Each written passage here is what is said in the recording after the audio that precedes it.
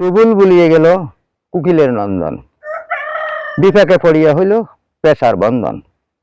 খাঁচা নিয়ে মরি না, খোঁচা নিয়ে মরি, রাত দিন রাজার দরবারে কাকবাক করি। বন্ধুগণ, আমার ইউটিউব চ্যানেলে বন্ধুগণ ও ফেসবুকের বন্ধুগণ, কালিদাস পণ্ডিতের গল্প। কারণ রাজার বাড়ির দরজায় এসে যখন একটা কুকিলে ডাক দিল কুহু কুহু করে, তখন রাজার কাছে অনেক মধুর লাগলো কুকিলের গানটা। তখন রাজা উদিন নাজিরদেরকে ও প্রজাদেরকে অনুমতি দে যে এই কুকিলটা আমাকে ধরিয়ে এনে দিতে হবে। তখন তারা কুকিল পাইব, কুকিল তো ডাক দিয়ে চলিয়ে গেল। তখন বনের ভিতরে ঘুরতে ঘুরতে তারা পেশারা লাগল পাইল, পেশাকে বন্ধন করে নিয়ে আসলো। আইনা যখন খাঁচার ভিতরে ঢুকাই, পেশারে একটা কাঠি দিয়ে যখন ডেসা মারে, তখন পেশায় স্যাঁ স্যাঁ স্যাঁ স্যাঁ করে। এর পরের দিন সকালে পেশাটাকে নিয়ে গেল রাজ দরবারে। তো রাজা কয় আমাকে কুকিলের ডাক শোনাও। তখন তাকে ডেসা মারে, তখন পেশাইকে স্যাঁ স্যাঁ করে।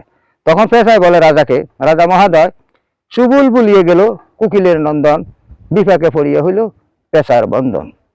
খাঁচা নিয়ে মরি না, খোঁচা নিয়ে মরি, রাজার দরবারে তাই কাকবাক করি। কারণ সে খাঁচার ভিতরে মরে না, তারে যখন ডেসা মারে তখন সেই ব্যথা পায়, তখন সে স্যাঁ স্যাঁ করে। বন্ধুগণ, এরকম কিছু লোক আছে, যদি আপনার পিঠের উপরে 210টা দিয়ে ফেলায়, তখন আপনার কাছে দুঃখ লাগবে না। কিন্তু আপনারা যদি খোঁচাইয়া ডেসাইয়া কথা বলে, সেটা মৃত্যুর চেয়ে যন্ত্রণা বেশি। তাই সেরকম ধরনের লোকের থেকে দূরে থাকার জন্য চেষ্টা করবেন। ইউটিউব চ্যানেল ও ফেসবুক পেজ থেকে আপনাদেরকে শুভেচ্ছা ও আন্তরিক ভালোবাসা জানিয়ে এখানে বিদায় নিচ্ছি। আসসালামু আলাইকুম। আমার এই গল্পটা আপনাদের কাছে কেমন লাগে অবশ্যই কমেন্ট করে জানাবেন।